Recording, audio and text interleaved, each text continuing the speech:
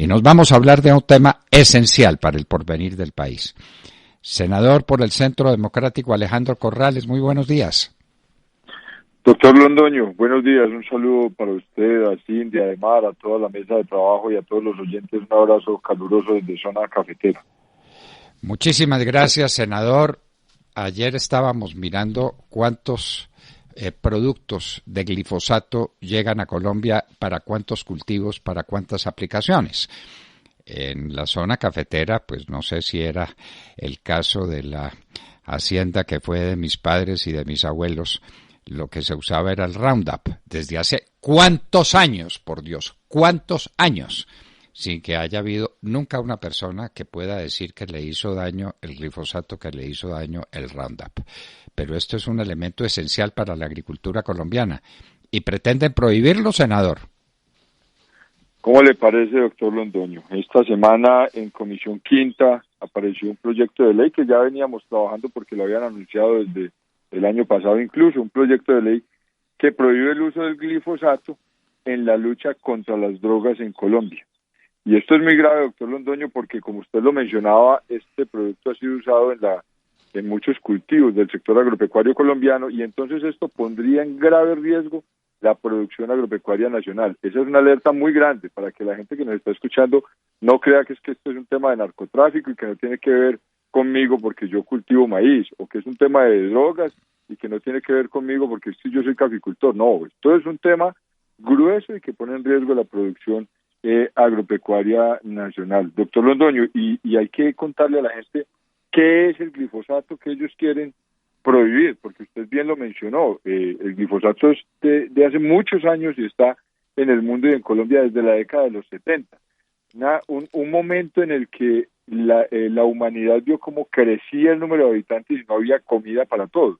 Y entonces los científicos tuvieron que resolverlo sacando un paquete tecnológico de fertilizantes, de agroinsumos para el campo que tenía que ser fertilizantes, insecticidas y herbicidas para controlar las malezas y así poder producir más comida para toda la humanidad. Ese es el nacimiento del glifosato. Y nace y se implementa en todo el mundo, no en Colombia, sino en todo el mundo, y después de un tiempo la molécula se da universalmente para que se use. Entonces, ya no está solamente el Roundup, que era de la empresa Monsanto quien lo sacó inicialmente, sino que hay infinidad de marcas. Acá en Colombia hay cerca de 10 marcas que comercialmente usted puede encontrar en cualquier almacén de insumos agropecuarios en el país. Y es utilizado, y esto es muy importante, por ejemplo, en la caña de azúcar, para desecar, para madurar antes de la cosecha, en arroz, en cítricos, en café, en el mantenimiento de las carreteras.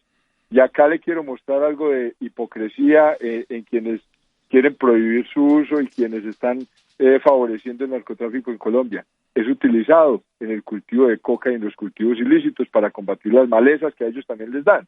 Y lo usan indiscriminadamente para mantener sus carreteras y hasta el bordo de las aguas que ellos tienen en los lotes que deforestan. Entonces, aquí hay que empezar a destapar cositas que a veces la gente no quiere contar. Ese mismo glifosato empezó a ser usado, doctor Londoño, para que los oyentes se contextualicen, desde 1984 para el combate contra las drogas. Lo implementó el doctor Belisario Betancur, y lo hizo porque es que el problema era ya muy grave en esa época, pero no era del tamaño del problema que tenemos hoy. Ellos aducen en algunas partes de las ponencias y de la defensa que hacen de ese tema para prohibir el uso del glifosato, que tiene efectos para la salud, y usted bien lo decía, usted y yo tuvimos la oportunidad de crecer entre cafetales, potreros y cultivos de maíz, y nunca hemos visto a nadie enfermo por el glifosato, ni mucho menos muerto. Pero entonces vamos a lo científico.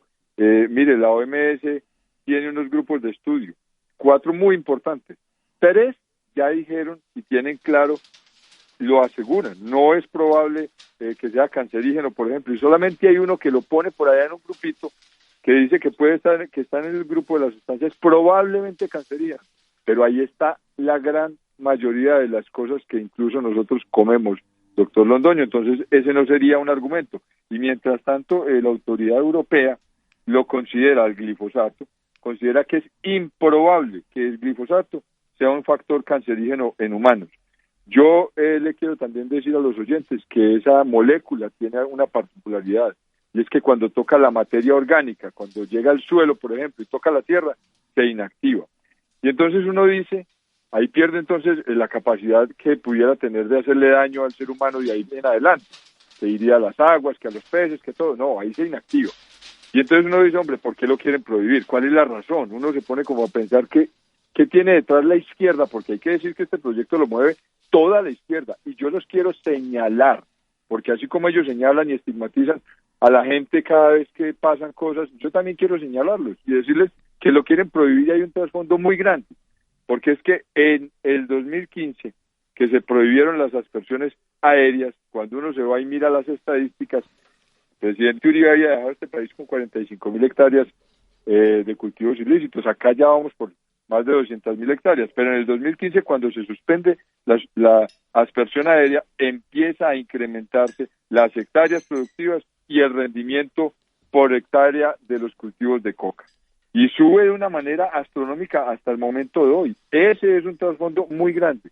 Y hay una cosa muy grave, doctor Fernández, es que la prohibición del uso del glifosato tiene detrás un trasfondo criminal, porque cuando usted mira dónde están los cultivos de coca en Colombia, hay 7 grandes enclaves productivos. Y escuchen los oyentes esto, porque el enclave productivo es un término nuevo que tiene que ver con asistencia técnica, menores costos, mayor uso de mano de obra, economía de escala, métodos de transporte. Esto ya no son cultivitos de coca, esto es una empresa criminal inmensa y hay 7 enclaves en Colombia, en el Catatumbo, en Valdivia, en el Charco, en el Naya, en Argelia, en Tumaco y en la frontera en Putumayo.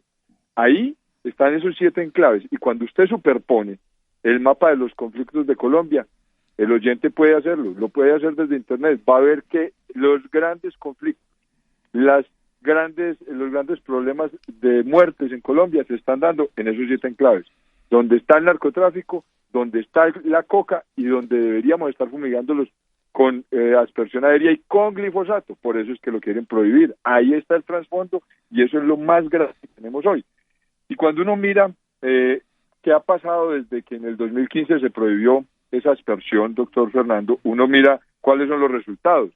Y dice, ¿será entonces que fumigar con glifosato era bueno o era malo?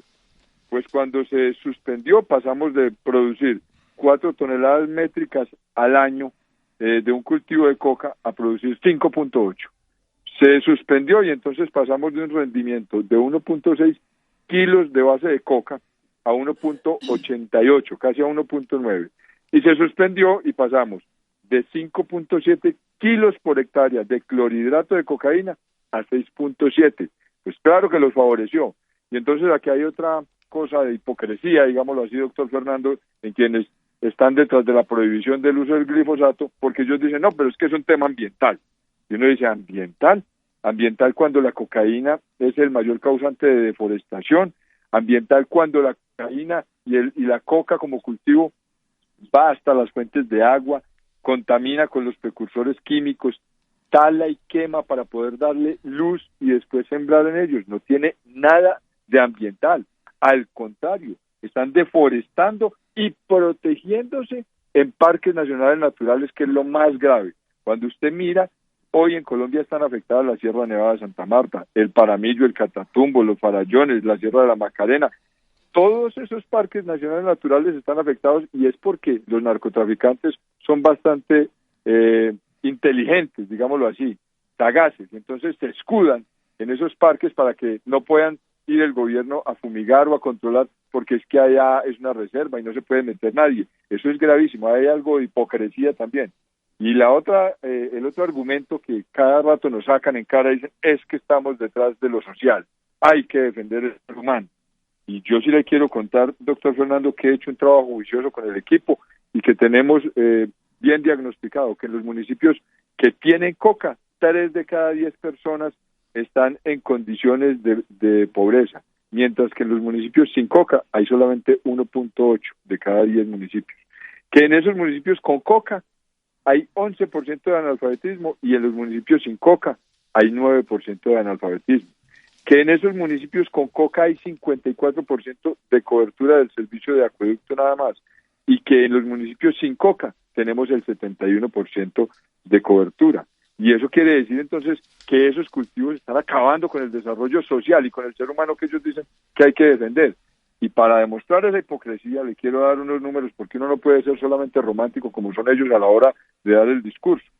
Mire, vamos a hablar de cifras, de muertos, de heridos. Y uno tiene que empezar por hablar desde el 2009 al 2018, que tenemos nosotros cifras. Han resultado 664 personas de la fuerza pública y civiles heridas con graves lesiones en la erradicación, y 126 miembros de la fuerza pública han muerto. En las muertes por el conflicto, doctor Fernando, van más de 260.000 muertes según el Centro de Memoria Histórica, y el consumo de drogas ilícitas en el mundo es responsable de más de 750.000 muertes al año. Y estamos ¿Se nos interrumpió la llamada? Tenemos problema con la comunicación, sí, señor. ¿Con cuánta frecuencia nos está pasando esto, no? De todas maneras, era el senador Alejandro Corrales en una exposición brillantísima, magnífica, en defensa del glifosato, que es un maravilloso invento para acabar con las malezas, para combatir a los enemigos de la producción agropecuaria.